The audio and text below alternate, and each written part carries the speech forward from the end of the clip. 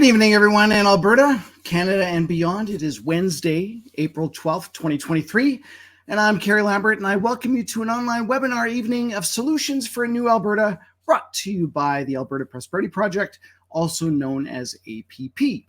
Our purpose is to educate, inspire, and unite all Albertans, businesses, and organizations to protect their prosperity, individual freedoms, rights, and sovereignty by empowering the Alberta government to restructure Alberta's relationship with Canada. Of course, we couldn't do any of this without your help. If this is your first time watching, welcome, and I hope you find this information engaging and wanting to find out more. And if you're a regular APP webinar viewer, thank you for your support. We couldn't do this without you as well.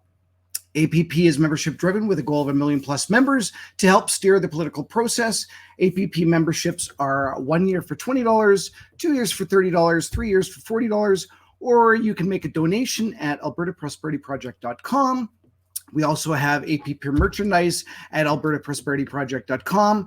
And one more thing I need to let everyone know is you can register for a petition to establish Alberta's independence page at bit.ly/ABVotesYes. And I'm going to put that up on the screen if I can figure out how to do all these little banners.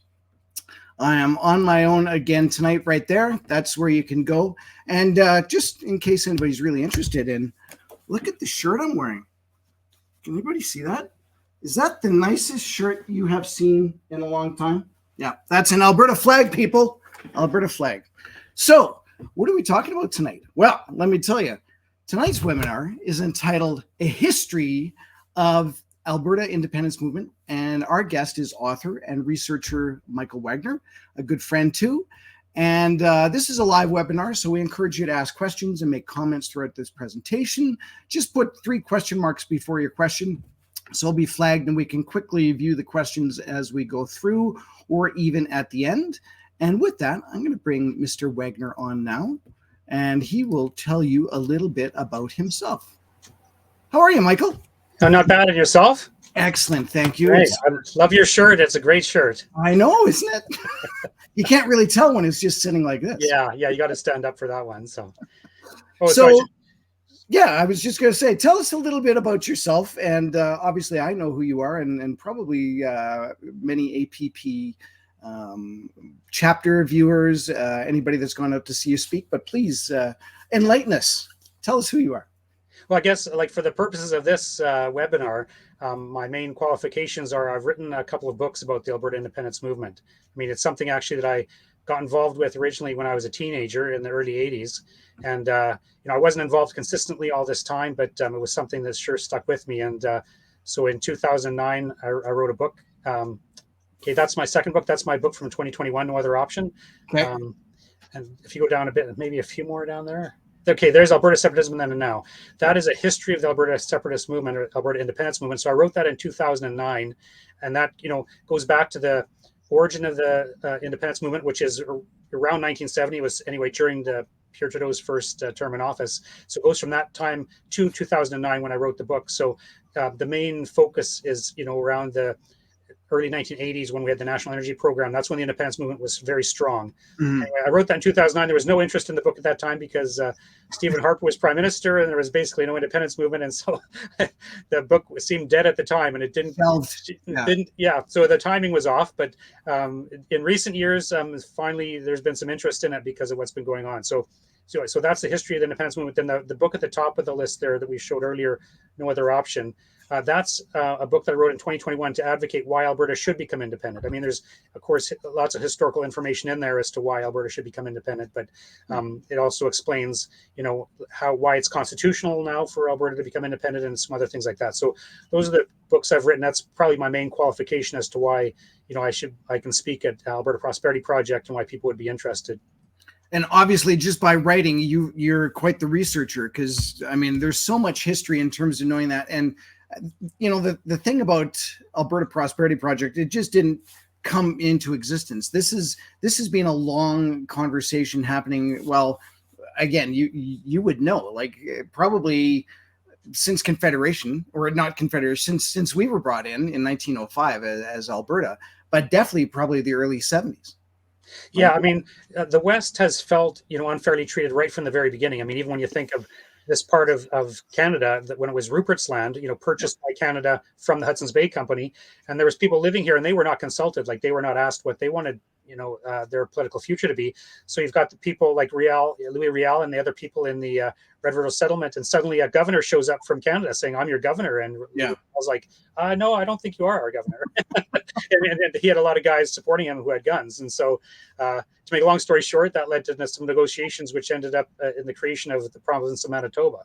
But and then there was other things after that too, where the West has felt unfairly treated. So the West has always felt that way, but the idea that Alberta or that the West should become its own independent country, that did not really take off until Pierre Trudeau's time in office, in the late 60s to early 70s. Yeah, I know. We actually, you and I are actually in the Rebel News movie, and I'm going to just quickly look for it. Sure. Ungovernable. Yes. In which you basically tell the story just in a minor version of where we are and how we got to where we are. How we got to where we are. Oh, it says premium content. I'll bring it up anyways. If anybody wants to log in, I do have premium content, but probably just not loaded onto this particular site. But if you go to just rebelnews.com and look for Ungovernable, and if you are a Rebel News subscriber, I think it's like $8 a month or $5 or whatever. Just sign up. You'll get access to this movie, and it's excellent. Kian Simone was the producer and videographer for most of it, and again, the great thing is you get people like Michael Wagner coming on and speaking about the history of where we were and where we were, where we are now, and hopefully where we can be soon. Yeah. Actually, I think Ungovernable is free on YouTube and Rumble. It probably is, yeah. So, because Walter just put a message there, but I watched it on YouTube. Well, okay. I mean, I'd seen it when they brought it to Edmonton in October. I was there at the launch of it. So that's right, great. So why don't we actually start? I guess at the beginning about I know you and I have known each other for a year plus, and you did a speech at the Independence Party AGM. And that's kind of where I first met you. And then you did another speech at the one that came up. And you had said to me that you did this speech the entire year, right? Every event you went out to, you basically had the same thing. And now you said when we were talking the other day that you've actually changed it because things have changed and you wanted to spice it up a little bit. So I'm not sure if that's the way you want to talk about things going for tonight. Does that make sense for you? Sure. Well, it goes chronological. The one that I had been delivering last year, a number of people heard it, and I was hearing of people who'd heard it 3 or 4 times, and I thought, oh boy, I don't think they want to hear that same thing. So I thought for the one this year, I better have a different emphasis. I mean, a lot of the information cannot change because you don't change the history, but there were things that I could bring in that I hadn't talked about last year. That's right. But last year's talk in particular was just to show, the kind of the provocations against Alberta from the time of Pierre Trudeau and the different proposals that various people had brought up, because the main point that I was making in that is, there's so many people who would like to reform Canada and make things better for Alberta that way. And that makes perfect sense. But the thing is that people have been talking that way for almost 50 years and trying different things for 50 years. So, at some point, these various things, if they keep failing, we should try something different. And independence is that route. But it certainly begins under when Pierre Trudeau became prime minister. One of his main reasons for getting involved in politics was to make Quebec feel at home throughout Canada. So one of his main original policies was the Official Languages Act, which would make French much more prominent in English Canada. And in particular, as far as we were concerned, it was making French much more prominent in the prairies. And a lot of the people here were not happy with that. Like, why do we need to have French all over when there's hardly any French-speaking people here? It was done for Quebec. And so a lot of people were kind of offended by that. And that was kind of the original movement to create organizations for making the West an independent country were probably based on those kind of cultural considerations, but that wasn't a deep enough provocation to spread widely and to really get the movement going. But it didn't take long. Like in 1973, there was a war in the Middle East, And as a result of that, oil prices skyrocketed, and that changed everything because one of the things that Pierre Trudeau did was he brought in an export tax on oil. Now, that doesn't sound very exciting. That sounds like a pretty bland kind of thing, but it was a very, very important thing because there had never been anything done like that before, because Alberta owns and controls its own resources, and oil is, Alberta, that's a provincial jurisdiction, and the federal government was taxing our resources as we exported them to the United States, and it was a very big tax. So money that should have been coming to Alberta for our resources was being funneled to Eastern Canada, and so it was that export tax on oil was a very big issue in the 1970s, and in 1974, Premier Peter Lougheed pointed out just in 1974 that the export tax on oil was costing Alberta between $800 to $1,000 for every citizen of Alberta every year. Like $800 to $1,000. That's a lot of money. There wasn't as many people in Alberta at the time, but that's a lot of money. Then, of course, also Pierre Trudeau mandated a lower price on oil within Canada. So when we sold our oil to the United States, the federal government would skim off a whole bunch of that money. And when we sold it within Canada, we had to sell it at like somewhere near half the world price, or maybe a bit more than that. So regardless of where we sold our oil, we were getting ripped off, and Central Canada, for the benefit of Central Canada. So Peter Lougheed, our premier, was fighting Trudeau throughout the 70s over those kinds of things, trying to get a better deal for Alberta. But, there's only so much he could do. Then in 1979, there was an election where Pierre Trudeau lost, and he lost to Joe Clark. Joe Clark was leader of Progressive Conservatives. It was just a minority government. Like, that government in and of itself is not important. But what is important is when Joe Clark's minority government fell, there was another federal election for February of 1980, and Pierre Trudeau decided to make a comeback, running as a Liberal leader. And this election campaign is very important because the Liberals and Pierre Trudeau consciously decided to run a divisive anti-Western campaign as a way of getting back into power. They're saying Alberta is a troublemaker with, they want to benefit more from their oil resources. They're the troublemakers. You put us back in power and we'll take care of Alberta, and so they won a large majority government, on that basis, essentially. And so right after that, they brought in the National Energy Program, which was just a horrendous policy against Alberta, to expand government control of the oil industry. Some of their justifications were that it was to Canadianize the industry, like many of the companies in the oil industry were American companies. And so the Liberals didn't like that, and they wanted to have more government, Canadian government control, Canadianization. They also said that they could have a direct our oil industry more towards self-sufficiency for Canada. Well, those were their public justifications. But a few years later, after they were out of government, the energy minister of that time, who was Marc Lalonde, he admitted publicly after they lost power that those were not the real justifications. Their real justification was to take money away from Alberta and to get it to the federal government. I mean, that's what people thought, but they were saying, no, we've got these other reasons for it. But anyway, it was a very terrible thing for Alberta. Thousands of jobs were lost. Businesses closed down. Homes were foreclosed. It was just a horrible time. And I'm not sure if you've met people, but I've met people who can tell me back in those days what happened to their families, how they lost homes and jobs and stuff like that. Exactly. There's still people. It was that bad, and people haven't forgotten it. Yeah. So anyway, to make a long story short, Trudeau ended up resigning, and there was an election in September 1984 where Brian Mulroney's Conservatives won, and all of the Alberta MPs were Conservatives, and Brian Mulroney, he was supposed to be not as socialistic as Trudeau. We thought, okay, everything's going to be okay. But even Mulroney, he was an MP from Quebec, and many of his MPs were from Quebec. And so in 1986, Canada needed to have a maintenance contract for its CF-18 fighters. Like, Canada had recently bought the CF-18 fighters.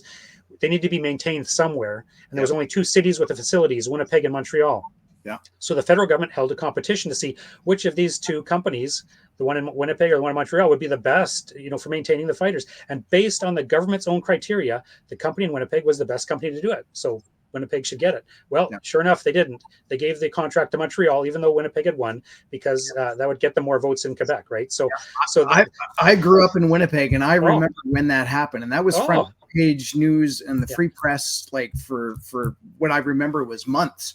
And it was a hot topic because there were supposed to be jobs coming in. Was that through Bristol? I think that was Bristol. That's right, Bristol Aerospace, yes. So I had a buddy that his dad used to, he worked there. He was an estimator or something like that. And I remember going over to his house, and his dad would just be yelling in the kitchen about how much the government sucked back then. And if we only knew now, right? Yeah.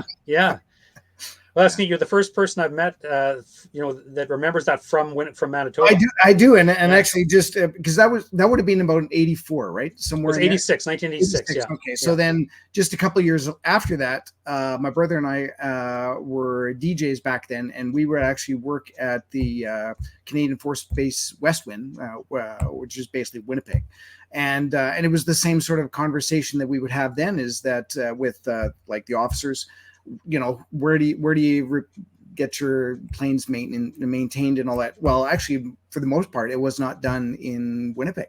They ended up shipping them out, and I forget exactly the story with that, but yeah, like Winnipeg totally got screwed. So it was, it was even back then, the West was just alienated. Right? Yeah. And the funny thing was, even though that was a Manitoba Winnipeg thing, yeah.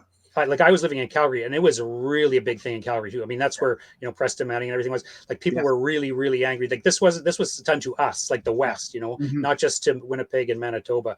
And so and that was probably the biggest single factor in the creation of the Reform Party. Preston Manning had the idea previously, I think, of having a Western Party, but he knew that there had to be some kind of instigating event, to bring people together, and that essentially was that instigating event. And I remember, like it wasn't long after that they started holding their meetings, for forming first with the Reform Association, and then founding the Reform Party. And so that it was on the back of that CF-18 issue.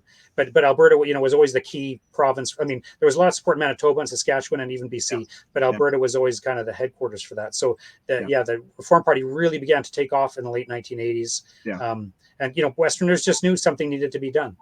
And so we did. In 1993, almost all of Alberta's MPs, not everyone, but most of them were Reform Party in the 1993 election. Also, lots from Saskatchewan and BC. I can't remember if Manitoba did too many in 93. They did in 97, like the next election that Manitoba sent more. But this was our Western Party, and this party was formed with the purpose, their slogan was "The West wants in." You know what I mean? It was not a separatist movement at all. It was like, look, we just want what's ours. We just want a voice in the national discussion. You know what I mean? Like we're left out. Like let us in. If we have a voice too, maybe these decisions won't go against us every time. Maybe we'll get to say something, and maybe we can win sometimes and not lose every time. So we sent, in 93 and 97, overwhelmingly from Alberta and from many of the other Western provinces, we sent Reform Party MPs to Ottawa to get us in. Like another one of their major programs was what was called the Triple E Senate. That'd be a Senate that would be elected with equal number of senators from each province and would have effective powers. Because many people in Alberta and the other Western provinces thought if we had a Triple E Senate where each of the provinces were represented equally and we had this power and they were elected, the government would not be able to push through policies like what happened with the CF-18 fighter jet maintenance contract or the National Energy Program. We'd have enough senators to block those kind of policies, So that was a big thing. But again, people in Eastern Canada are not interested in the Triple E Senate because it takes away power from them. They like the way the current system works because they have all the power, right? So it's pretty hard to go to someone who's got all the power and say, give me some of that power. They're like, who would say yes? You know what I mean? Yeah. But the Reform Party was the biggest single effort by the West to change the system to make things work for us too. You know what I mean? It wasn't that we were trying to take everything over. We just wanted our voice in there. And Eastern Canada said no, no. And when you look at how much effort, how many, think of all the thousands of Westerners or tens of thousands of Westerners who gave donations to the party and campaigned for the party and worked for the party over like a period of 10 years and still, no, we don't want you. You know what I mean? And so what my conclusion would be, like in the talk I was giving last year, if that level of effort by Westerners will not fix the system, then it cannot be done. Like we've tried to fix the system. I mean, that's the biggest one. There's other smaller efforts and stuff, but I just want to focus on what's really this big thing. Nobody can tell me that, we can do better than the Reform Party. Like, are you kidding me? If you lived through that period of time and all the effort and stuff that went in there, how could we mobilize that amount of effort again? You know what I mean? That's right. I just don't see how it could be done. And they were from Calgary, essentially, right? So we had Joe Clark, who was the prime minister. Now, granted, minority government didn't last that long. And of course, Preston Manning with the Reform Party. So he has the voice of the West. And again, we had Brian Mulroney, who was from Quebec, but essentially a PC conservative. And even with all that, we still can't get anything good out for the West. That's right. Yeah. We've had the conversation. I should show up some slides if I can find them very quickly. just in terms of what election was that, like in 2010 or whatever it was, in which there was the federal election and all the West is blue, absolutely all West is blue, and then you get a sprinkling of red Liberals in and around Montreal and in and around Toronto, and guess what? The Liberals get in because that's where the majority of the votes happen. That's where the majority of the population is, and they just totally forget about what's happening out West. Well, actually, that kind of picture where the West is blue and Toronto and Montreal are red and they win, that's basically the 2019 election and the 2021 election. Well, then I'm going to look for that. Oh, okay. But most, I mean, if you look at the last, I don't know, since the Reform Party folded into the Canadian Alliance and the Conservative Party, so that was in 2003. So from the 2004 election onwards, probably the West is always blue. And then before that, it's Canadian Alliance. Before that, it's the Reform Party. Of course, the Canadian Alliance was basically just a version of the Reform Party. And before that, it was blue again. Like the West has been blue. Actually, it was Diefenbaker made the West blue in the late 50s. So with the Conservatives. So one form or another, we've had Conservatives. But yeah, even Mulrooney, which we thought would be our savior, he didn't work. And then Stephen Harper, I just got to give him.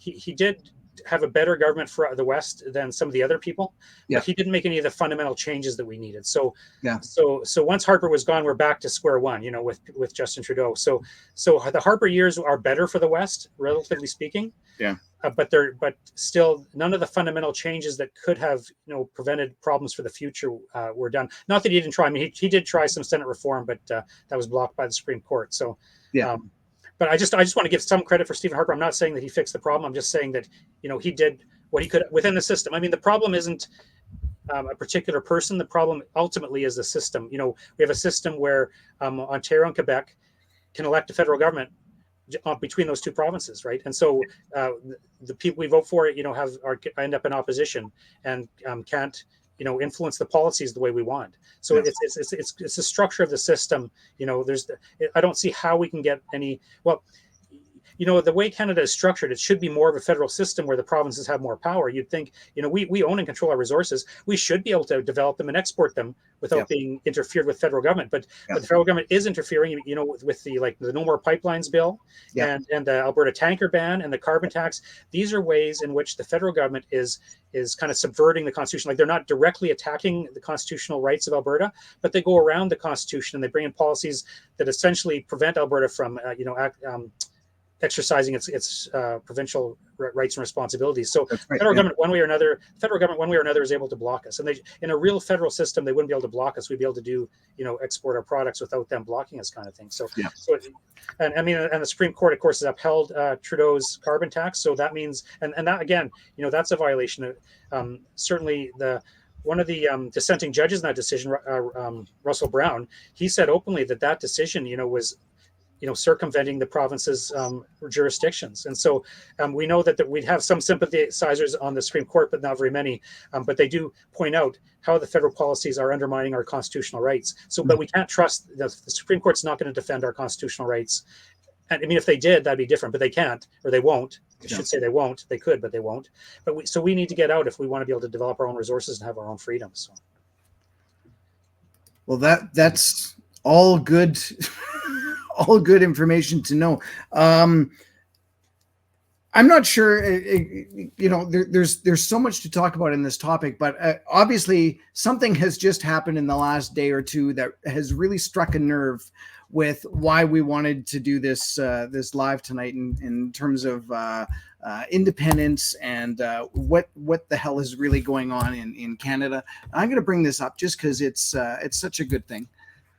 So we had federal justice minister, he basically said that he was going to rescind the 1930s natural resource transfer agreement with the provinces. And according to this, it says this would pose an unprecedented risk to national unity, and Alberta condemns this federal threat, blah, blah, blah. And that's what was put forth by our Premier, Daniel Smith. And then we had Dr. Jordan B. Peterson reply back, reject, rebel, separate if necessary. Right. So do you know anything about what actually is in the 1930 Natural Resources Transfer Agreement? Like I don't know too much detail, but basically, see that the Prairie Provinces, when they were formed, they were not formed as first-class provinces. Like they didn't have the same rights as other provinces because the natural resources, were controlled by the federal government, which was different. Like the other provinces owned and controlled their own natural resources. The Prairie Provinces didn't. Now there are some reasons for that. One is that, like as I mentioned, the Prairie Provinces essentially had been Rupert's Land, and Rupert's Land was purchased by the government of Canada. So they had to borrow a bunch of money to do that. So it was the taxpayers of Eastern Canada who actually purchased the land. Now, Ontario and Quebec benefited directly from that because some of the Rupert's Land was given to Quebec, that's northern Quebec. Some of Rupert's Land was given to Ontario, that's northern Ontario. But see, the Maritime Provinces, they helped pay for it, but they didn't get any land out of it. So the Maritime Provinces actually the Maritime Provinces wanted the federal government to maintain control so that some of that income, the Maritimes would benefit from some of the money that they felt that they felt they helped pay for the land. So they wanted something out of it, right? They weren't getting territory. So that was one of the reasons why it took a bit longer. Also, too, the federal government was settling the prairies. Like they brought in, the pioneers to pioneer and settle land and create farms. And they were afraid. Built the train system, I guess. Yeah, the federal government put the trains out there, but the federal government felt that they were concerned that if the provinces owned and controlled the resources, that they would be able to inhibit some of the settlers coming in. Like they were concerned of the first settlers getting in and saying, well, we're closed now, forget it, we don't want any more people in here. Anyway, so the federal government felt they needed control so that they could fully settle the West. So there were some, you could understand why they would feel it wasn't just a malicious, avarice kind of perspective of getting the money. They thought they had reasons for this, but anyway, certainly by 1930 those reasons were not valid anymore, and so that the natural resources were transferred to the Prairie Provinces so that the Prairie Provinces would be equal with the other provinces. So but now with the Constitution, the Constitution gives each of the provinces their ownership and control of natural resources. So I don't see any way that could be rescinded. I mean, Justice Mr. Lametti kind of brought it up. He said he would take a look at it, but it is it's kind of a careless comment for him to make, and it's his fault that this got started. He could have said something different and not got this going. Wow. But I mean, so I don't think that anything's actually going to transpire from that in particular. But what's really interesting about this is Jordan Peterson, because Jordan Peterson, I mean, he's originally from Alberta. That's one reason to be proud of him. He's a great guy. Yeah. He's one of the major public intellectuals in the world, perhaps the most public intellectual in the world, and certainly in the English-speaking world. And here he is giving legitimacy to the idea of Alberta becoming independent. Reject, rebel, separate if necessary. So you'll have hundreds of 250,000 people saw that tweet from the picture you got there. Like 250,000 people. Most of those people would not be in Canada. They're hearing for the first time someone with credibility saying maybe Alberta should become independent. You know what I mean? So this gives the idea of Alberta independence considerable credibility in areas where people had never thought of this or considered this before. Yeah. Now, for me personally, the only way I would amend that was take off if necessary. But I mean, he's a very prominent person. He can only say so much. And that's right. Just that. That'd be good enough for me for sure. But I mean, when I realized the significance of that, it was Walter who pointed that out, how significant that is with someone with such standing and such respect. I don't think the idea of Alberta independence has ever received that degree of credibility from that stature. You know what I mean? Yeah. So in and of itself, even though the Lametti's comments and what comes of it will probably not amount to anything, this is very significant that the idea itself is being spread by someone who's very significant, very respected, with a huge audience of millions of people around the world. So I think Jordan Peterson's tweet is very significant and great for our cause. Yeah, no, absolutely. And I was actually quite shocked that he even made a comment on it. Because a lot of times, people will just kind of skirt the issue, or they don't really want to jump into it. But Jordan Peterson was here at a talk in, I believe it was in Edmonton, wasn't it? Or was it in Calgary? Like not long ago. And I know we had a few people go out and take and listen to it. And again, he talks about a whole wide range of topics. And only after the show and people got to go and talk to him in the back was the idea, or the idea proposed, that a lot of these issues that deal with the federal government and with the world government, if you want to call it that, all of these issues go away if we become our own sovereign nation. right? Or at least become independent. And again, depending on how you want to do it within Canada or totally separate. We could definitely talk about that. And I know APP basically says, that basically it is, I'll read it again. Our purpose is to educate, inspire, and unite all Albertans, businesses, and organizations to protect the prosperity, individual freedoms, rights, and sovereignty by empowering the Alberta government to restructure Alberta's relationship with Canada. And shy of not being able to do that, what other option do we have? Right? Yeah, we need more control. Yes, absolutely. Do you want to talk any more about the history stuff? Like, sure. Actually, there's something I forgot. Well, I mean, something that I brought into the new talk. Like, this is one of the things that's new, and that had to do with, like, there's a woman named Dr. Ruth Gorman, and I doubt that very many people have ever heard of her, but she was one of the most prominent people in Alberta in the 20th century. Like, Dr. Ruth Gorman was one of the first female lawyers in Alberta, and she was a civil rights lawyer, and she became most well known working for First Nations people on their behalf. And she was very instrumental in what was called the Indian vote, like getting Indians the right to vote in 1960 because they didn't have the right to vote for that. So that was one of her main campaigns. So she was a civil rights lawyer. She got an honorary doctorate from the University of Calgary in 1966. And in 1967, which was Canada's centennial year, she was awarded the title Alberta's Woman of the Century. Like, she wasn't Alberta's Woman of the Year. She was more awarded Alberta's Woman of the Century because she was so prominent and so well known. Yeah. Now, what's interesting is when one of the things that Trudeau did that I didn't mention, he also, besides attacking Alberta, he also, of course, repatriated and changed the Constitution and added the Charter of Rights and Freedoms. Mm-hmm. And that was actually occurring around the same time as the National Energy Program. But Dr. Ruth Gorman, her main issue was in opposition to Trudeau's Charter of Rights. And the main reason for that was the charter did not contain property rights. Like this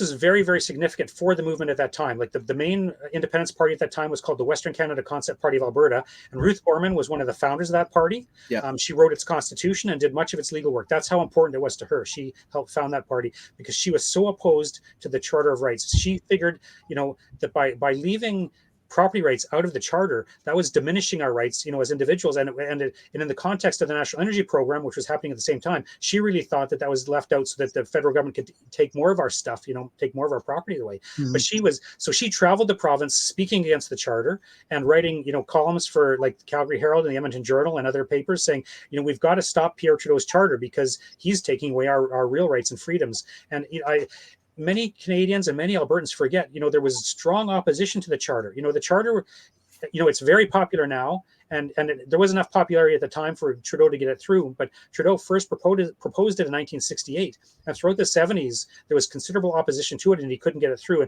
And this is one of the things that makes the 1980 election so significant.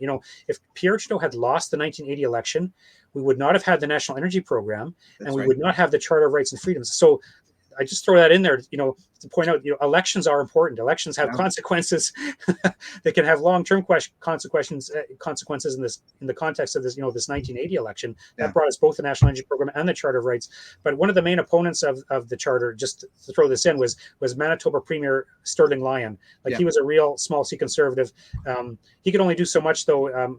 He was with the Gang of Eight provinces that were, opposed to the charter for most of the time. Anyway, I just wanted to put that note in for him because he's someone who deserves to be remembered for opposing Pierre Trudeau's charter, as some of the others did to one degree or another. But I wanted to put Ruth Gorman in there because she deserves, credit for the work that she did, in the movement at that time and traveling and speaking. And, at that time she was quite prominent, but she obviously she's passed on and everything. And so people don't remember her and remember what she did anymore.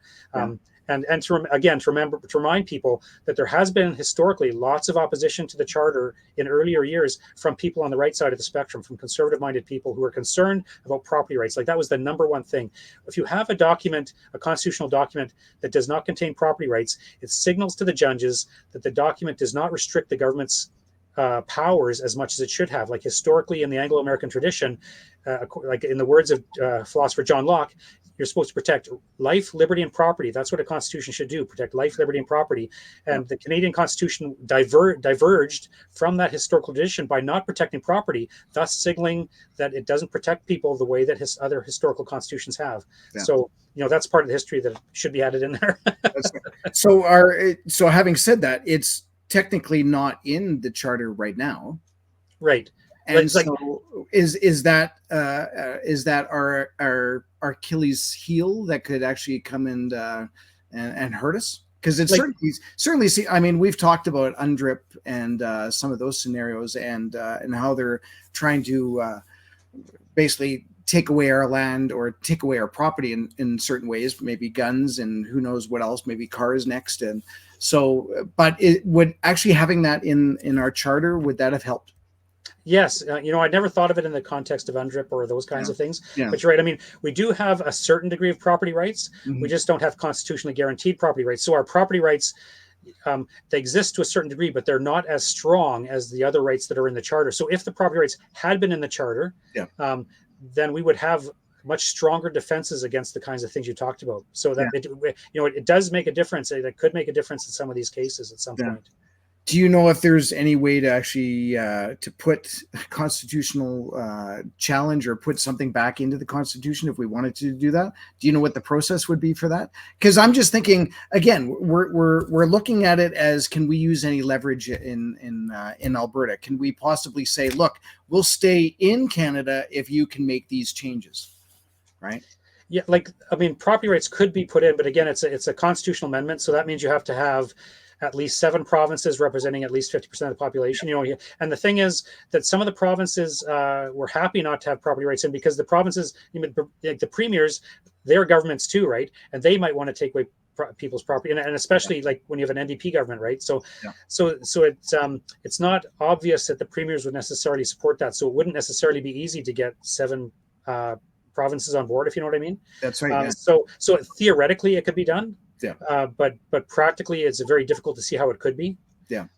But so I just tell people, if we became independent as a province, we could write our own constitution and we can avoid that problem. Yeah, that's true. Yeah. No, you're right. And then we can go through all this. And I believe APP has kind of drafted something up on their website. I'd have to really hunt it down, but I know they've definitely put in policies where a new government, if they were elected and they were independence minded, that they should adopt some of these policies. And they talk about what an ideal constitution would look like, or at least what those parts would be in there, right?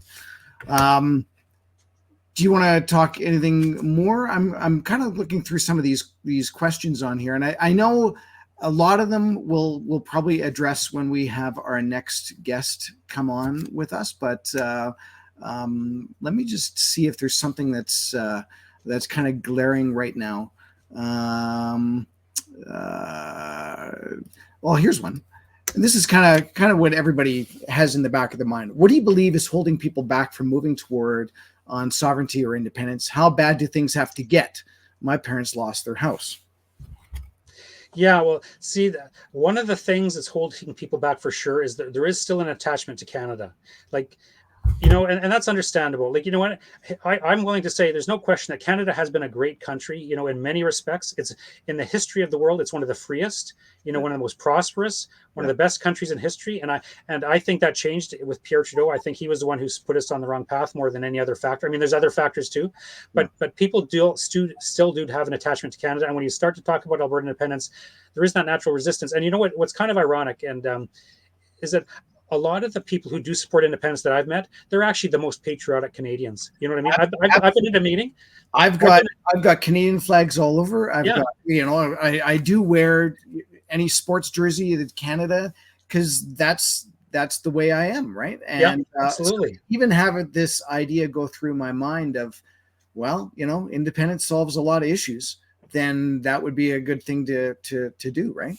Yeah. So I think that's one of the biggest things. And like I say, that's a completely legitimate thing. I mean, people are supposed to love their country. I mean, Canada has given us many things. And so there is that natural attachment. And that's one of the biggest factors, I think, that holds people back. And so, as I mentioned, like people like you, it's the most patriotic people who are also involved in the independence movement. You know what I mean? So it's not that they really, really want independence. Like, that's not the first choice for most people. Yeah. Like most people, the first choice was just to make things comfortable for us in Canada so that we can live our lives, develop our resources, live the way we're supposed to live and not be interfered with by the federal government. Like that would be the first choice for most people. And so people tend to revert back to that. That's kind of like the default position for most people, right? Yeah. So something will happen and Trudeau will say something or do something that will just provoke people, and people will go, now it's time for independence. But that feeling of I don't know if it's anger or whatever, that will kind of dissipate over time, and they'll kind of step back from it again. So we tend to see the independence movement like come in waves, especially after, say, a federal election, like after the 2019 election. Then we had huge Wexit meetings. You know what I mean? And then COVID came in and those meetings dissipated or whatever. But generally, it's provocations that lead to the growth of the movement, and then it kind of fades back. And I think the number one thing is that people love Canada. Also, there's also the thing of some people, independence might seem like kind of a radical idea, you know what I mean? And so that would scare some people away. But independence, there are some risks to independence. There's no question about that. But there's risks to staying in Canada too. So like there's no course of action that is free of risks. It's a matter of which risks are we going to let the federal government shut down our oil industry and we'll end up in poverty? Like that's the one side. The other side is become independent and try and make things on our own.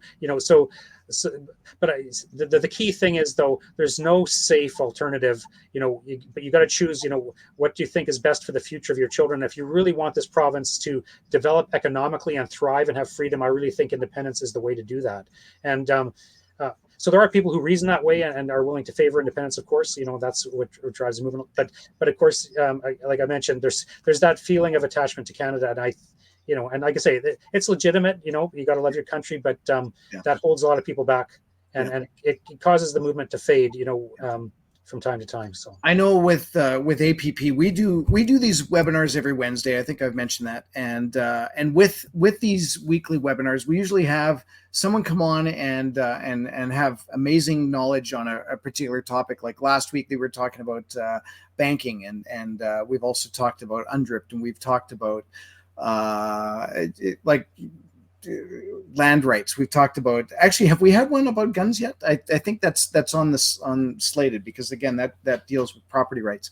But if you go back on the Alberta Prosperity Project, if you look on the YouTube channel or you go to Rumble, we have all our webinars on there, and to just look at one, you'd kind of go, you know what, we can live with it. But when you look at the history of what has gone on, and you look at all the issues that we've had, policing, and even comments like this about taking away our natural resources, I think it really opens up people's minds. So again, I can't say this enough.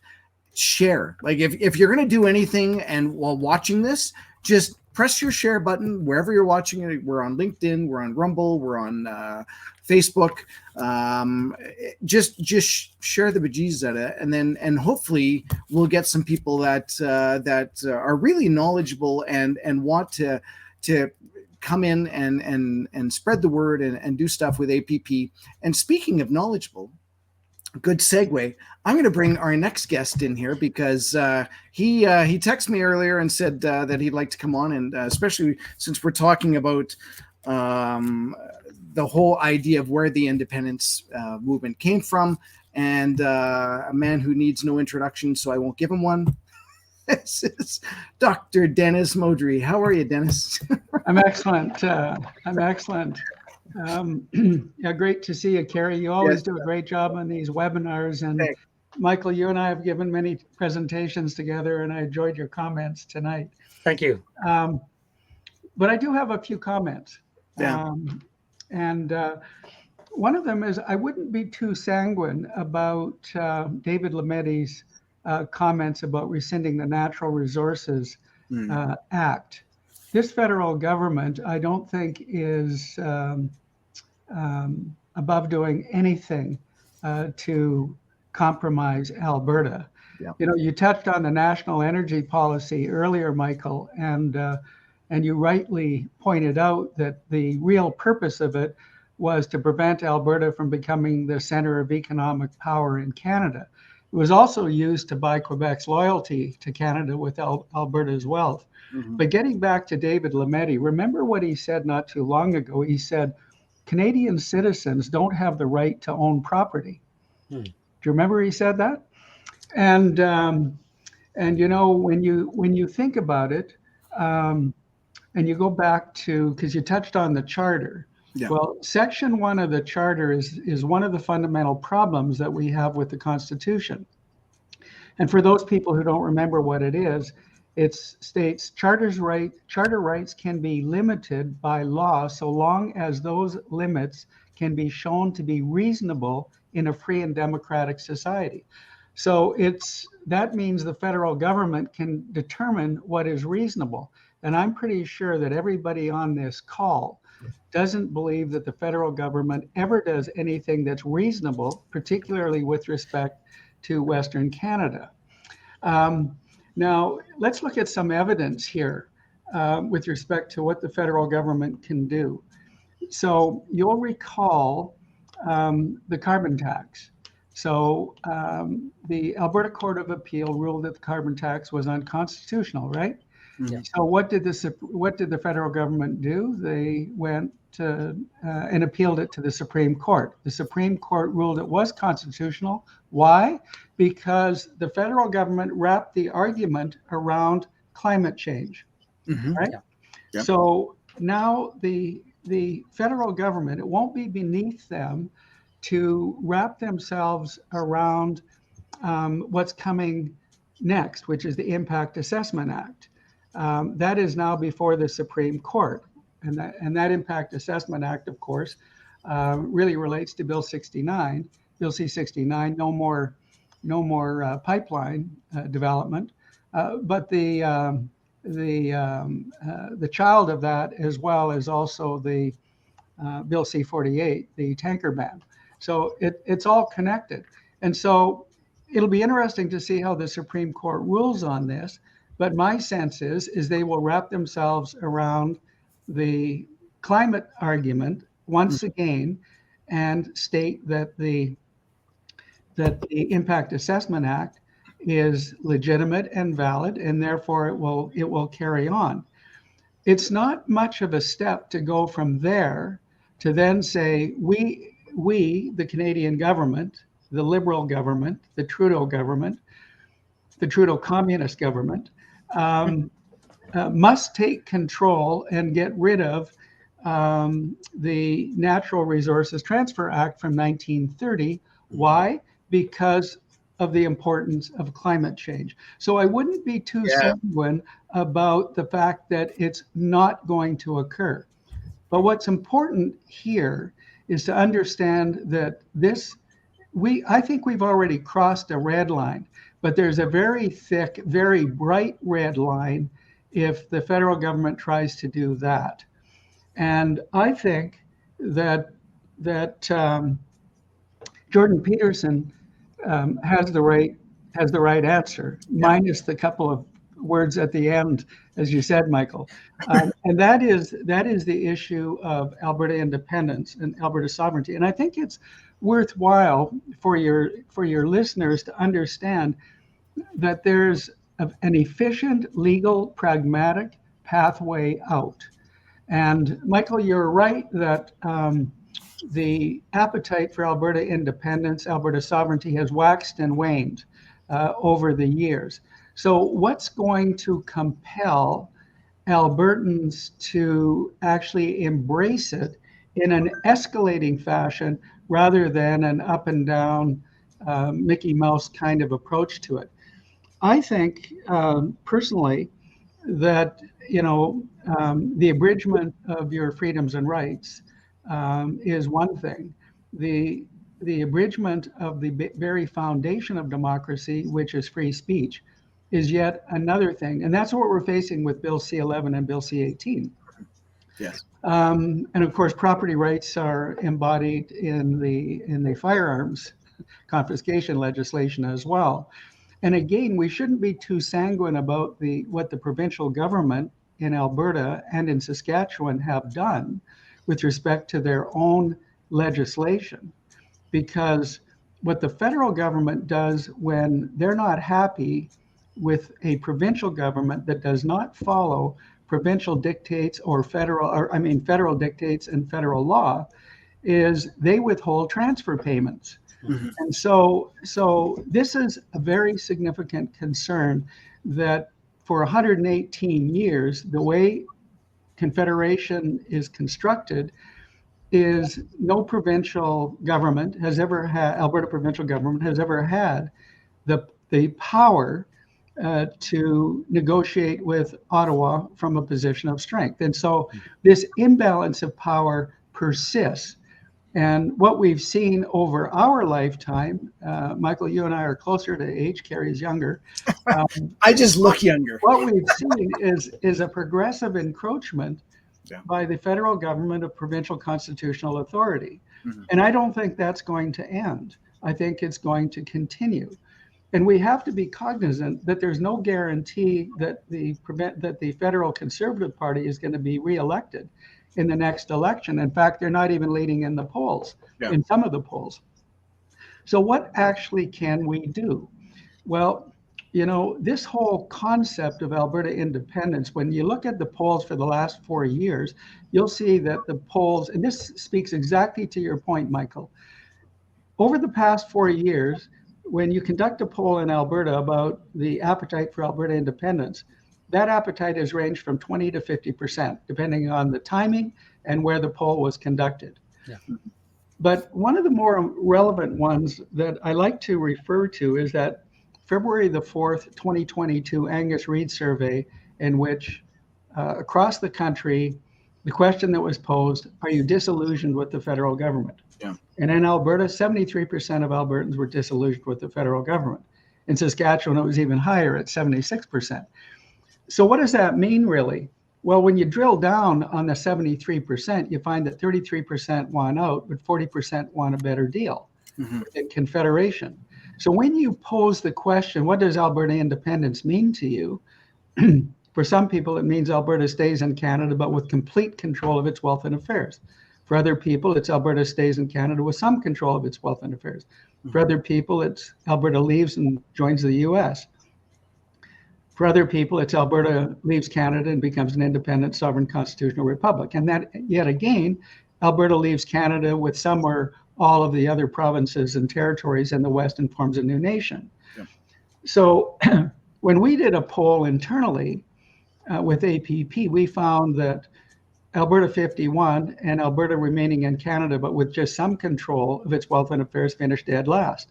But the other three were within the margin of error of 1 or 2%. So what does that really mean? Well, what it really means is that if you want to get to a successful referendum on independence, then you have to have all of these paradigms aligned with supporting a referendum on independence. Yeah. And ostensibly, 73%, if it stuck exactly to that poll, 73% of Albertans would vote in favor of Alberta independence, as long as they understood that a vote for independence doesn't necessarily mean that Alberta leaves Canada. Mm-hmm. And this is one of the important conundrums that we have trying to educate the public. Because when you talk about Alberta independence, and you touched on this earlier, Michael, many people think very patriotically they love Canada. There's no way they're going to vote for independence. Yet they hate the federal government. They hate what's being done.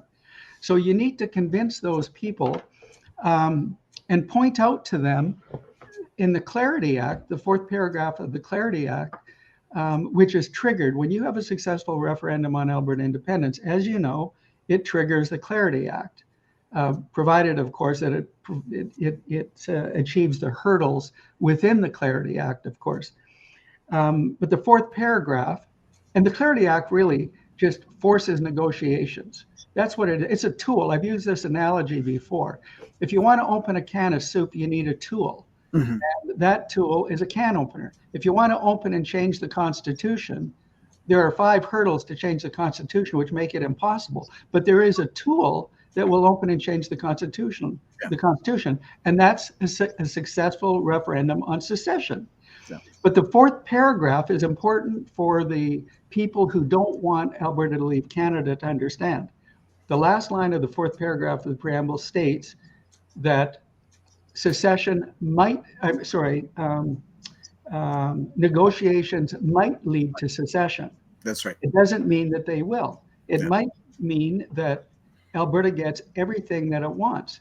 So you can imagine if the provincial government, whatever government it is empowered with a successful referendum on secession, they now go to Ottawa, and legally the provinces and the federal government have to negotiate with Alberta. And Alberta says, these are all the things that we want. We either get them after a period of, say, 8 or 12 months of negotiations, or we have the moral and legal authority to leave legally. And really, that's the legal, pragmatic way to do it. But how do you get there? Well, there's two ways to get there. The provincial government itself, assuming that the UCP, and by the way, we are in an existential threat to our very way of life and to our future. If the NDP get in this next election, they will pass legislation. They've already said that they would do this. Rachel Notley said she would pass legislation to prevent there ever being a referendum on Alberta secession. Wow. Okay. So if you want to be really hamstrung, vote for the NDP. If you, and I hope nobody on this call thinks that I'm advocating for voting for the NDP. I'm suggesting that you do not vote for the NDP, because we want to have this secession referendum. But there's two ways to get to a secession referendum. The provincial government itself, and I'm going to make an assumption that it'll be the UCP subsequent to May 29th. Daniel Smith and the UCP could call for a secession referendum for a number of different reasons. One of them being, for example, the Impact Assessment Act going against us, the Supreme Court ruling against us.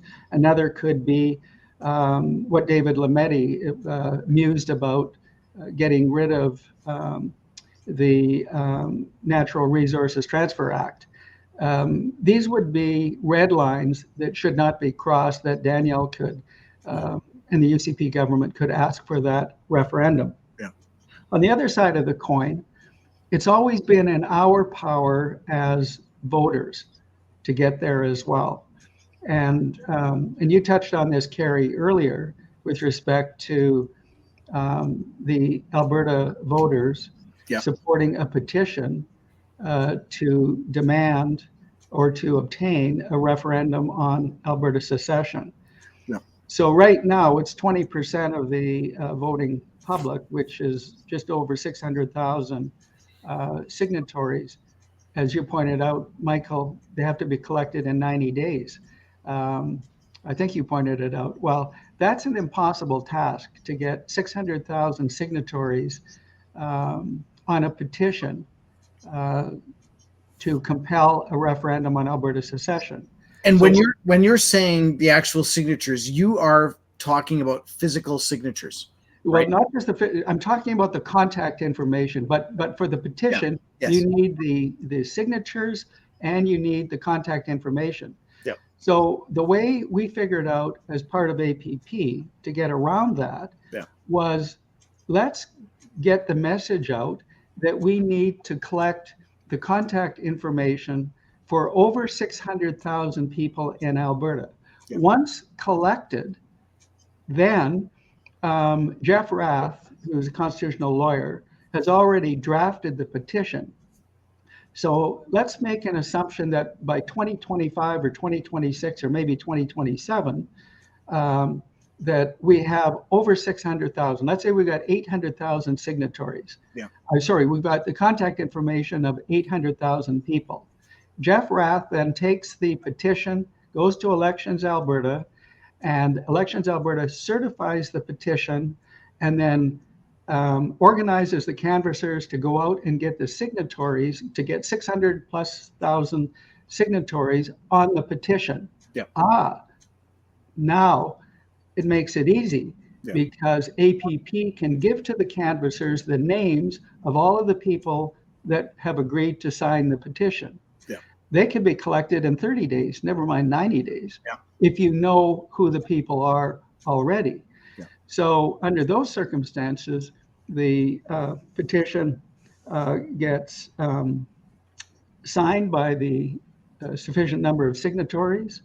It goes to Elections Alberta for certification, and then the provincial government must hold a referendum on secession. And do you not think that the provincial government wants to be empowered that way? Mm-hmm. You bet they do. But you know something? Government, MLAs, politicians, sometimes significantly lose their courage once they are in office, because they're there and the sense is, let's not rock the boat. Yeah. And that's part of the problem, that why we don't see anything happening.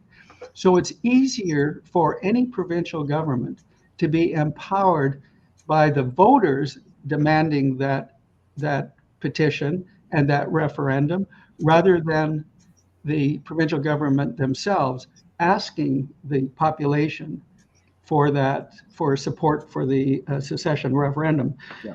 But realistically, it could occur in either circumstance, depending on what the federal government does to us. And the message and the education that people like Michael and others, myself included, and APP, TBOF, TBA, Alberta Free Inc., all of these different freedom groups, the education, getting the message out there. And part of the process is getting all of these organizations aligned. Let them do the things that they're all doing, but align on one thing: the necessity to empower the provincial government consequent to a successful referendum on secession. Mm-hmm. We don't know what the outcome will be of those negotiations, but it sure will be a whole lot better than the dilemma that we're facing now. So, there's my summary. So, Michael, you do a great job of giving the history. Here's a little bit of hope for everybody that there's actually a solution that bloody well can work, and it just needs to be executed. And it's a big challenge, and it's an expensive challenge to get the messaging out with the marketing and advertising and the content creation, et cetera. So, but it is definitely there. And here it is on the APP website. Thanks for bringing that up, Kerry. Yeah. So basically, we've got about 11,000 signatures, and we want 600,000. So there have been a couple of questions about how do we sign this petition? Well, this is the way you go, and we'll call it pre-sign up or sign up in order to do the petition, right? You sign up, you give your. Well, you see the way it says there. It says registration, or register your intention to vote. That's right. So this is just registering your intention. Yeah. So it informs APP that the number of people that have signed on. Yeah.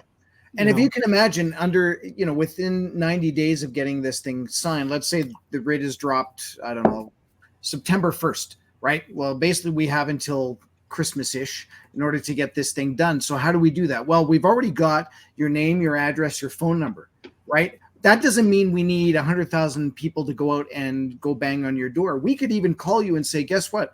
We're going to be at such and such mall on Saturday. Come on down and sign it, right? There are different ways that we could do that, but essentially that's the way that we could get 600,000 signatures done within.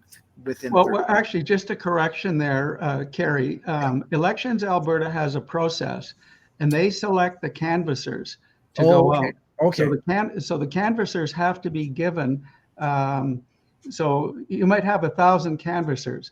Okay. And so every canvasser has got a certain number of contact information, a certain number of people's contact information, and they can go directly to them organized geographically. So we can make it very easy for the canvassers, but it's Elections Alberta that actually controls that. Okay, so that I was mistaken on. And here's another question that a few of them have asked: is there a way to get the requirements for the referendum changed, such as fewer signatures? Because I know, Dennis, you were even talking. It's the petition. It's the petition. Okay. The referendum itself. Has to have a majority of a plurality of the voters in Alberta. Okay. So conceivably 50% plus one would do it. That was what Quebec had. Yeah. But I think it's safer to have 65% or greater in terms of those actually voting in the referendum. Yeah. So do we know how many actual voters there are? There's roughly what, 4.4 million in Alberta? Yeah, there's roughly 3.4 million voters. Okay. Wow. Yeah. So you'd need, Well, pretty close to 2 million voters. for sure. Yeah. Okay. But Very it's good. it's very doable, and it's the fastest and simplest way to do it. Yeah. Yeah, I think Corey Morgan talks about that in his book, The Sovereigntist Handbook. He's probably I don't think I mentioned this idea, maybe, but when Corey was on a couple weeks ago, I think he talked about that. That might be where it came. Right. Yeah, his book talks about these kinds of issues, and I think he favors changing the legislation to make it easier for these citizen initiatives. And something, that's not a bad idea, but you got to think of it from the other perspective. Instead of having fewer number of people voting on the petition, I would almost argue have more, because the point is, if you have 620,000 signatories on the petition, but you need 2 million people voting in the referendum, the more people who support the petition, the more people who are likely to support the referendum as well. Yeah. So getting the 600,000, 620,000, or whatever the exact number is, signatories on the petition is not an impossible task at all. It's a little bit more work ahead of time, but APP and Michael, you and others are already doing it. This is why there's already 11,000. Just about 11,000 people that have signed on. Yeah.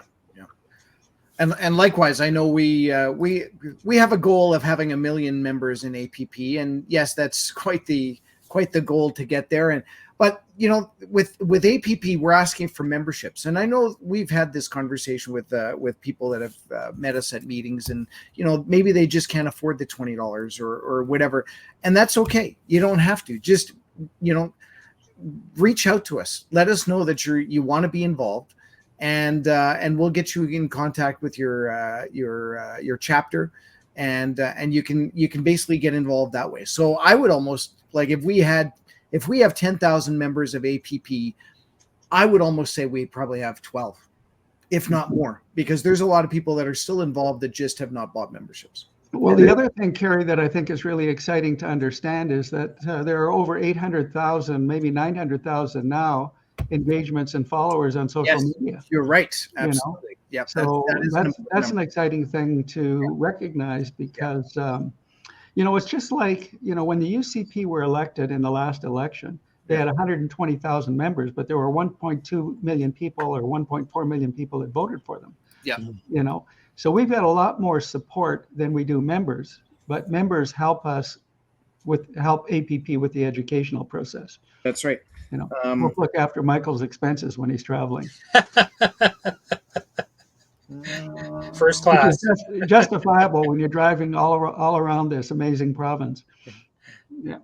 I did want to show you what the reach is. We were running stats even on our own website, but I mean, we kind of bashed APP and our own stuff together, and it's impressive to actually look when you look at a map of people who have actually watched the APP shows, right?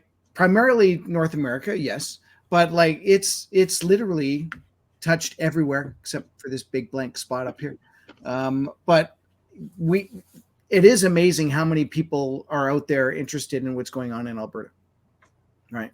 Well, this is one of the reasons why I think it's so important for APP and the freedom movement and all the organizations involved with the freedom movement to be successful, to bring Alberta empowered with that secession referendum.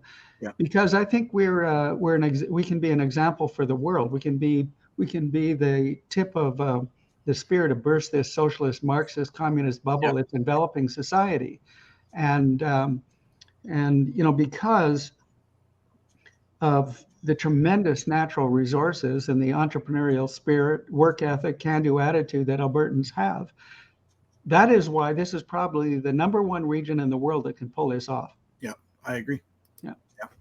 Yeah, we definitely could be independent. There's a lot of lot of other states, there's a lot of other countries that, you know, the fact that they're already countries and they have to import everything. And, you know, we're in a pretty unique position. We could survive doing a lot of stuff. And I know, Dennis, you've talked about this before. And do you mind? Let's just assume no one has ever heard you speak before. And could you, in maybe like 5 minutes, and I know that's a tough call to say, but do you think you could go through the examples that you give in terms of policing and pension, Sure. and all that? Because I think Sure. that really drives home why independence is such a big thing. Right. So there are five key things that the Alberta government can do that does not require a petition, does not require a referendum. That is to take control of policing, pensions, immigration, employment insurance, and provincial tax collection. So why take control of policing? Well, number one, then we're not controlled by our police force is not controlled by the Crown. It's controlled by Alberta. Yeah. Okay, so this is why we need to get rid of the RCMP. Second, the rural community is poorly served, and it will be served better by our own provincial police force. Third, the cost would be far less now with an Alberta-based police force. When Deloitte did the study to look at the cost of replacing the RCMP, they said it was going to cost something like $80 or $120 million more. Yeah. But what they didn't do is they didn't take into account the cost of the federal bureaucracy. So why this is important to understand is that when private enterprise provides a product or a service and it costs $1, when the federal government provides that product or service, it costs $3. Yeah. So in fact, it would cost less, and we'd have a more efficient and effective police force and safer environments with our own police force. So that's the reason for the police force. And the provincial government has been advocating for that. 2, pensions. Why take control of pensions? Well, simple. We overfund the pension plan by $3 billion a year, and those $3 billion could be used better by our pensioners here in Alberta. But there's another important reason. Many people don't understand that the federal pension plan is underfunded by at least 30%.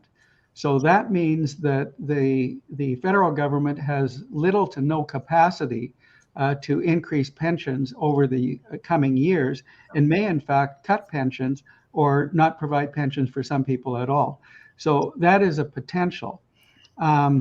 And then, of course, there's employment insurance. We overfund employment insurance by $1 billion a year. Again, that's a waste. And next is the issue of taking control of immigration. Why? Simply because we want immigration. We're not, Albertans generally are not opposed to immigration. We just want immigration to fill the needs, the skills, the trades, that Alberta requires. Mm-hmm. And there are many businesses that are suffering as a consequence of not having the number of employees that they need, because the trades, the skills are not here right now, or the professionals are not here right now. And then finally, taking control of provincial tax collection. We take control of corporate tax collection now, but there's no reason that we shouldn't take control of provincial tax collection as well. It doesn't require much more in terms of increasing the provincial bureaucracy. Now, that doesn't allow us to take control of federal taxation, because that's another matter. But those 5 things can be done, and they can be done within 18 to 24 months. Yeah. So subsequent to the May 29th election, assuming that the UCP are elected, they will very likely take control of those 5 things. What they can't do, because we don't have the leverage, is we can't take control of federal taxation. Mm-hmm. And why is that important? Because we give about $60 billion a year to the federal government. We only get back 27. Yeah. So he who has the gold rules. So this is why it's so darn important for us to have control of federal taxation. That requires constitutional change. That requires leverage. That requires empowering the provincial government with a secession referendum. Mm-hmm. As we go down the line of that which requires leverage, it also includes ending equalization. We need leverage. Yep. Ending the carbon tax requires leverage. Ending Bill C-69, Bill C-48, the pipeline and tanker bans, requires leverage. Getting control of our healthcare system, which functions in the lowest quartile of quality at the highest quartile of cost, also requires leverage to get out from under the suffocating constraints of the Canada Health Act. And then, of course, there's also the issues that I touched on earlier, the issue of free speech, Bill C-11, Bill C-18, to get out from under the censorship ban. That requires leverage as well. And we may find sooner rather than later that we've got the darn problem of the Firearms Act, in which the federal government withholds transfer payments because Alberta and Saskatchewan's not compliant with the collection of firearms. So, and then we're looking at the issue of the just transition. How do we prevent that? That requires real clout. Then we're looking at this Impact Assessment Act that's coming at us, that the Supreme Court will probably rule in favor of the federal government. That requires clout to get out from under. So you see what can be done when you have leverage. Yeah. And the 5 things that I mentioned don't require leverage. They just require the courage of the provincial government to take control of policing, pensions, immigration, employment insurance, provincial tax collection. Taking control of those other 10 or 12 things requires real clout, real leverage, real power. And that's what the voters of Alberta can do for ourselves by empowering the provincial government. It's really not complicated to think about it. It's really simple. I give you the power, you negotiate with Ottawa what we want, period. That's it. And that's the way the voters got to think. I will empower you to protect my interests, my freedoms, rights, prosperity, and self-determination. Bang, there it is. Yeah.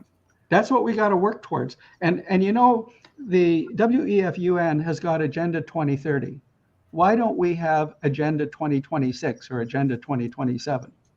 Okay, as the timeline for our referendum. Yes, yeah, you're right. We should.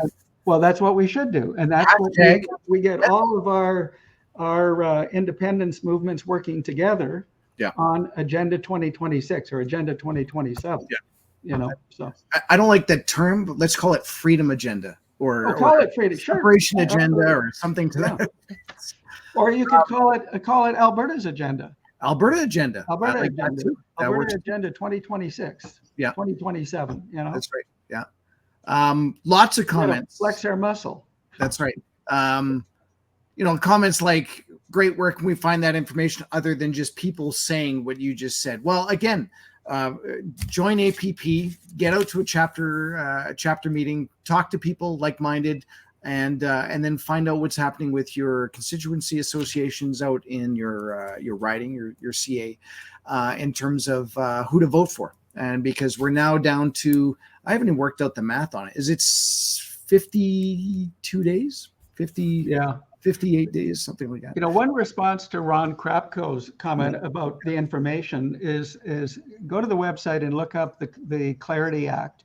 And the Clarity Act will give you the information as the legal pathway. The Clarity Act was drafted by the Supreme Court in response to the federal government's request. It was called the Quebec Secession Reference. That's what it's called, the Quebec Secession Reference. And basically, the federal government asked the Supreme Court, does a province have the legal right to leave Canada? And the Supreme Court came back with the answer, which is yes, and here's the pathway to do it. Yeah. So Ron, you can look that up in terms of the Clarity Act. If you want the information regarding the petition, and go to the Elections Alberta website, and it explains there, how a referendum needs to be Conducted, and so it's there. And it's the Citizens Initiative Act. If you look up the Citizens Initiative Act, that is the legislation that defines the petition to change the Constitution. And who actually brings that up in legislature? Is it any MLP or an MLA can do that, or is it like an actual citizen makes? Well, the Citizens Initiative Act was passed last spring, a year ago. Okay. And so you can look it up. It's basically the law. Yeah. And you can trigger the Citizens Initiative Act by the process that I mentioned, by garnering over 600,000 signatories on a petition for a referendum. Yeah. So if I could just throw in for source of information, I mentioned Corey Morgan's got a book, The Sovereignist Handbook, which talks also about the information about referendums and citizen-initiated referendums. Yeah. And for information about the secession reference decision and the Clarity Act, I'll plug my own book, No Other Option, has a chapter on that. So depending on which kind of information you want, there's also books available on Amazon. Yeah. Definitely. There's Michael's books right there. No Other Option, Self-Determination, and went past it. Yeah, they did fly by. There you go. Yeah. Separation or Separatism Then and Now. Yeah, and also Corey Morgan's book isn't there, but it's on Amazon. Oh yes, yeah, and actually, we had I could hunt him down as well, but it's just under CoreyMorgan.com, and you are under MichaelGWagner.net. Right. Okay. There, Dennis has Corey's book there. Oh yeah, there it is. That's exactly Perfect. it. Actually, I have one around here too. Oh, good. I've got one upstairs. I've read it.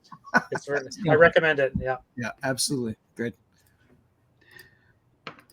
Well, thank you so much for coming on, Dennis, and giving a little bit of insight and what's going on with that. I'm gonna kick you off now, and we'll get back to Michael.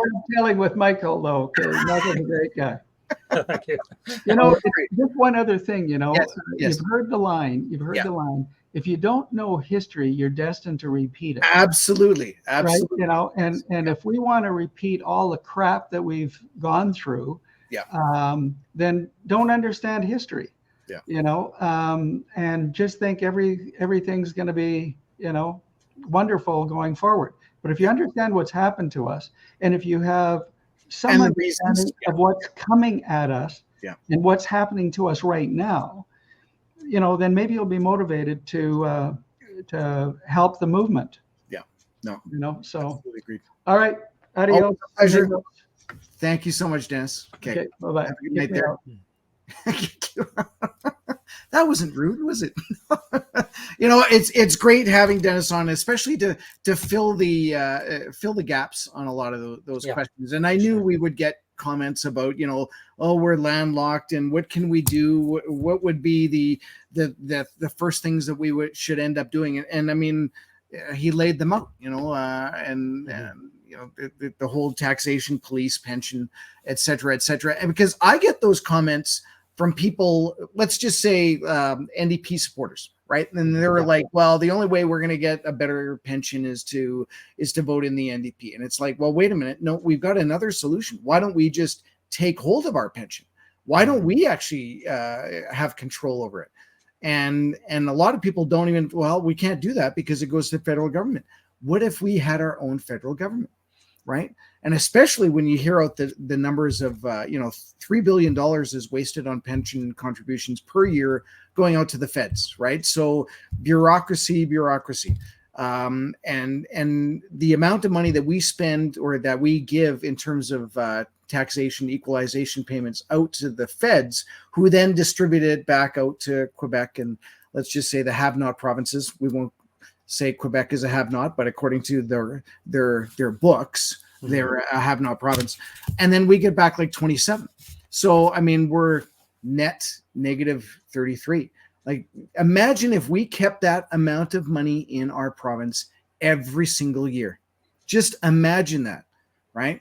I know there were people that actually sent me messages. I think it was last week.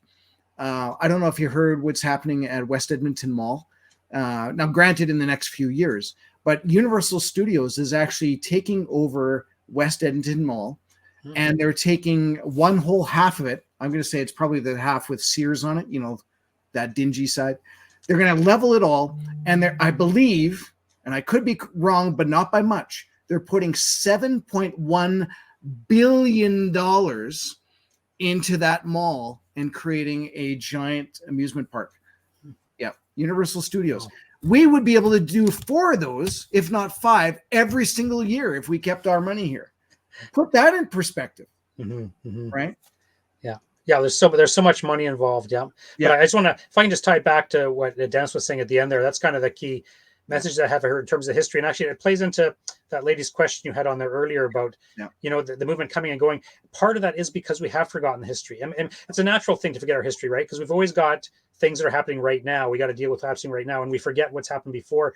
Yeah. But the case for independence is so much stronger if you see the history. It's like, we forgot about the National Energy Program to some degree. We forgot about the CF-18 issue, That's right. And this is a pattern. That's the importance. One of the main important points of the history is we see a pattern, the way the West has been treated, and in particular, the way Alberta gets beaten up on every so often.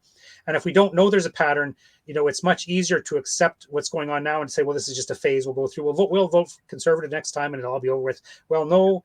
If you vote Conservative, that would improve things probably, but it's not going to solve the problem because this problem has happened sometimes under Conservative governments as well. So to really understand the case for independence, you really have to see the history to see how many times Alberta's been beaten up, how many times people have tried to improve Alberta's position within the system and it hasn't worked. That's right. So if we've had the same pattern going on for decades, we realize, well, now we got to do something different than what we've done before, and pursuing independence is the way, to do that. Yeah, I started when I was talking about the prime ministers. I started Joe Clark, and then I got lost in my notes because I'm terrible penmanship.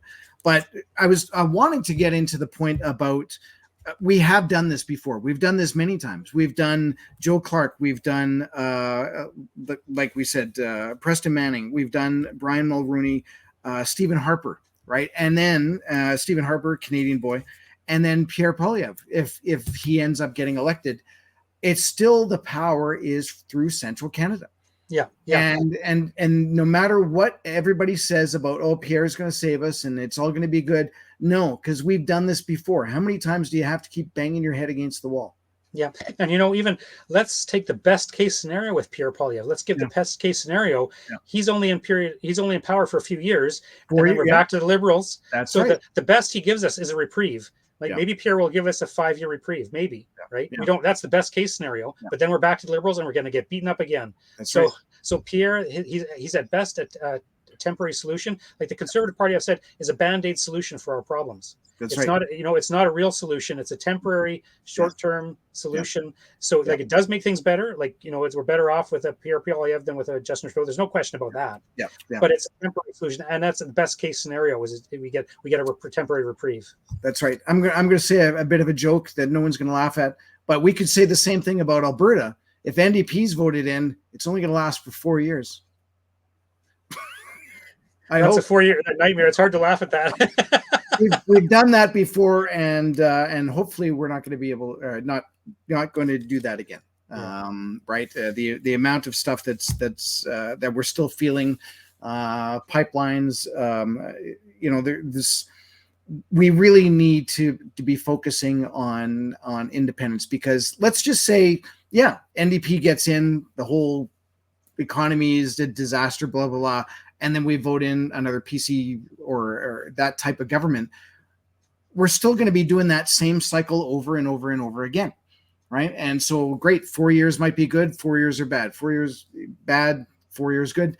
You know what? The only way that we can get out of this would be independence. Yeah, absolutely. Yeah, so, any final thoughts you want to say to all our viewers out there? We've got 221 viewers right now. We've dropped a little bit, but that's okay. It always happens after about an hour and a half, and we're at 1 hour and 31 minutes. So, do you want to have any last thoughts here? Actually, like nothing that I haven't said before. I just want to emphasize how important it is to know the history if you really want to understand the case for Alberta independence. Yeah. Go pick up Michael's books. And are they only paperback or just paperback? Well, actually, no other options on Kindle on Amazon. Oh, okay. Yeah. There is an option on Kindle. Sorry, no other option. Other option is on Kindle. Yeah, on Amazon. Yeah. Isn't that funny how the English language works? There's no other option. There's no other That's option. right. There's no other option. Right. I guess I said it wrong. It's that inflex. Let me just go back and see if we have any questions. Again, put them 3 question marks, and then that way when I quickly scroll back through, as I'm doing right now, I can probably flag them. And it's always great to have Michael on and a conversation and learn the history. And like you said, it's you need to know your history in order to chart your own future and see what mistakes we've done, right? And especially, there are things that it's almost like the government or media covers up stuff. They want us to forget what has happened in the past, right? And now that we keep this fresh, like I said, share this and get people engaged in what APP are doing. Here's a question. I think we have answered this. Dennis or Michael, what are your thoughts on attaining a provincial constitution? So go ahead. I was going to say, like, if we became independent, we'd have to have a constitution as a new country. Yeah. But like, I think it's theoretically possible to have a provincial constitution, but it would be subordinate to the Canadian Constitution. So I'm not sure how effective it would be. I mean, I guess I really can't comment about how effective it would be if Alberta stayed within Canada. Yeah. I mean, it's probably doable, but again, it would be subordinate to the Canadian Constitution. Unless if we become independent, then of course we have to have our own constitution, and we could make a good one if we wanted. Yeah. There was a few people asking that provincial constitution thing, so I just wanted to show that there was more than just one doing that. And that was the one that we asked already. Here's one. Just because we can answer these. Since APP has a big audience, will they be addressing the outright lies against Smith? If Notley gets in, there's zero chance of a referendum. Notley, her boss, and Trudeau will eliminate 887,000 jobs in oil and gas. Never mind every business they spend on the check. Alberta will not be the option of the Prosperity separate if the NDP Liberal Alliance gets Alberta. And that's very true. So I think one of the lies that we had talked about was I guess they're trying to go after the idea of healthcare, and that you'd have to pay for your own doctor and you'd have to pay for your own surgeries and all that. No, you know what? There is really no basis for that. And anything that I've read, Premier Smith has basically said, no, that's not even in the cards. We will still have. You'll still be able to see a doctor. You will still get basic surgeries, or even, I guess, if you're in an accident and you need a surgery, or if you're a cancer treatment or something like that, that's still covered, right? And that is not going to go away at all. So again, another scare tactic that the NDP seems to be coming up, right? Yeah, and of course, the NDP is supporting the Trudeau government in power. Yeah. So a vote for Notley is a vote for Justin Trudeau. There's no question about that. Yeah, that's right too. Let's join in with Parti Québécois. Let Quebec go, and we, the West, will have a much stronger platform. Why not? What have we got to lose? At this point, there's a lot of ideas have been thrown around. So we have something out in the East and something out in the West. So, and I've said this on the show many times, growing up in Winnipeg and growing up in Manitoba, I was always shocked that we would basically have our polls or our voting done or before they'd even hit Manitoba, right? Like an hour ahead, and it's like, oh, the Liberals have won, and it's like, wait a minute, our polls haven't even closed. And again, it comes down to how many seats there are and what the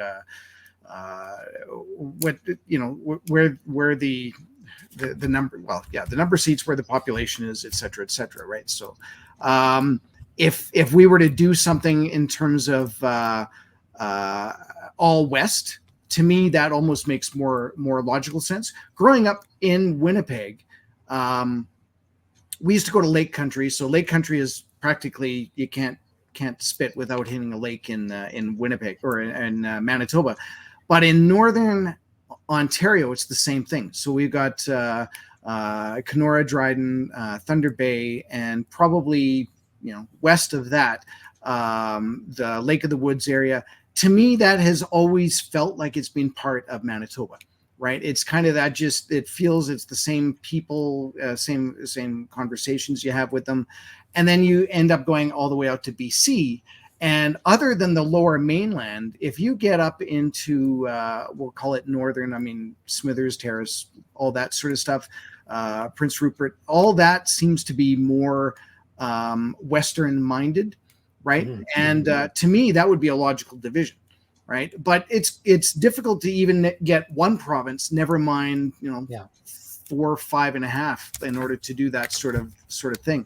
So ideas are out there. There's no question about that, right?